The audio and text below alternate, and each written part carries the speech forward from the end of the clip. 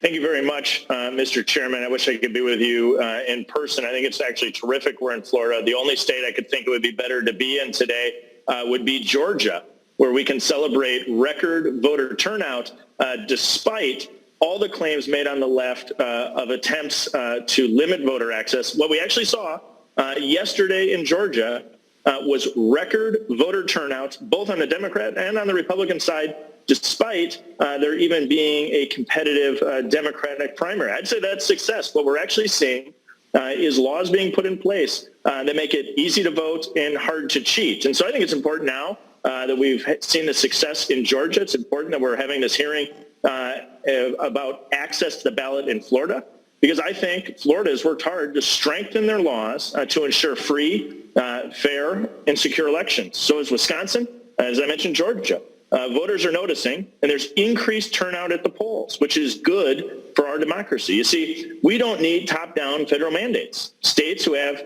primary authority over elections are in the best position to understand their voter needs and how to address them. Florida actually is a perfect example of this. Since the infamous 2000 election with the hanging chads, they identified problems in the process and fixed them in ways that worked for Florida voters. And once that trust was restored, voter turnout increased.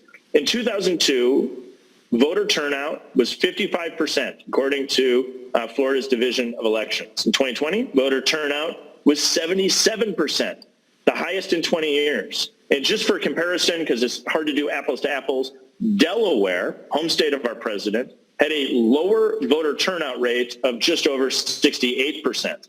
This effect is not contained to just Florida. My home state in Wisconsin has implemented photo ID and had one of the highest election turnout rates in the country in 2020. Georgia is seeing an impressive increase in voter turnout after updating their election laws. The proof is in the pudding from the results yesterday. I want to read from a Washington Post article published prior to the election this weekend, in particular as it relates to voter turnout. They said, quote, after 3 weeks of early voting ahead of yesterday's primary, record-breaking turnout is undercutting predictions that Georgia Election Integrity Act of 2021 would lead to a fall-off in voting.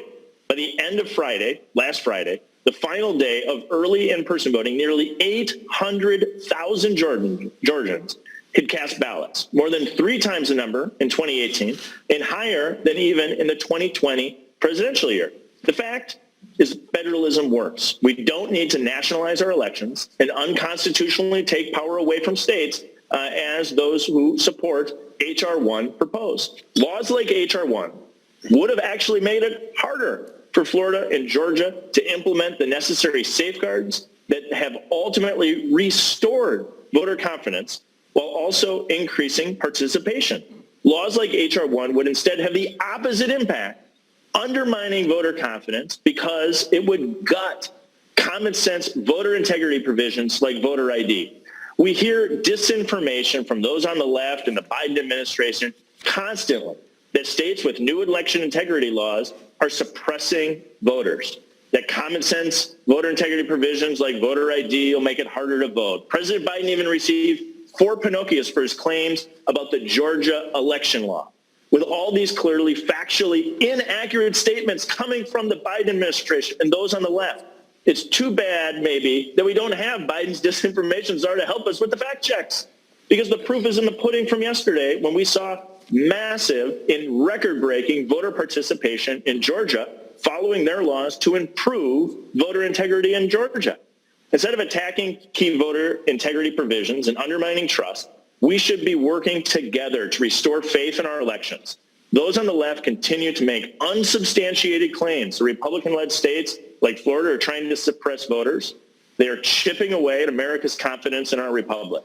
And I suggest to my colleagues who are currently down in the great state of Florida that they take some time to actually learn what the state is doing and take some notes to share with their colleagues from other states, because to me it's clear that what the Sunshine State is doing is not suppressing voter turnout. What we saw play out in Georgia did not suppress voter turnout. And in fact, some of the states that we hear the biggest complaints about are actually able to generate the highest voter participation because people are beginning to gain trust in their elections. It's those on the left who are undermining our democracy by making false claims. I look forward to today's hearing, and Mr. Chairman, I yield back.